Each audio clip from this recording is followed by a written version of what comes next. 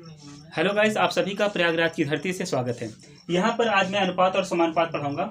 मैंने यहाँ पर दो कैरेक्टर लिया है, पहला गब्बर और दूसरा ठाकुर। मान लेते हैं कि गब्बर के गन में टोटल 100 गोलियां हैं और ठाकुर के गन में केवल 10 गोलियां हैं, और हमसे पूछ रहा है कि दोनों की गोलियों में अनुपात बताओ। तो ऑब्वियस सी बात है, हम क्या करेंगे, गब्बर के गन में टोटल 100 थी और ठाकुर के गन में केवल 10 गोलियां थी। हम दोनों को डिवाइड कर देंगे तो मुझे अनुपात मिल जाएगा। हम इसको कैंसिल करेंगे, क्या आएगा 10/1। कहने का मतलब गब्बर के पास जो गोलियां थी ठाकुर की 10 गुनी थी। हम इसको ऐसे भी कह सकते हैं।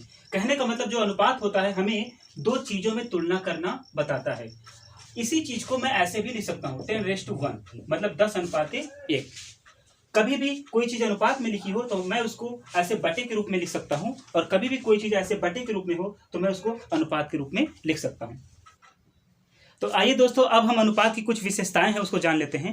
पहला इसकी विशेषता यह है कि किसी भी अनुपात में यदि मैं समान राशि को जोड़ या घटा दूं तो मेरा अनुपात बदल जाता है, लेकिन किसी भी अनुपात में यदि मैं समान राशि से गुणा या भाग कर दूं तो मेरा अनुपात नहीं बदलता है। ये दो आपको ध्यान रखना है। सपोज जैसे यहाँ पर 10/1 है, अगर मैं इसमें 5 से मल्टीप्लाई कर दूं यहाँ पर भी, तो देखो क्या बनेगा, 10 × 5 यहाँ 50 बनेगा, और यहाँ एक में 5 से मल्टीप्लाई करूंगा 5 बनेगा, और फिर से 5 × 1 = 5, 5 × 50, ये हो जाएगा 10/1।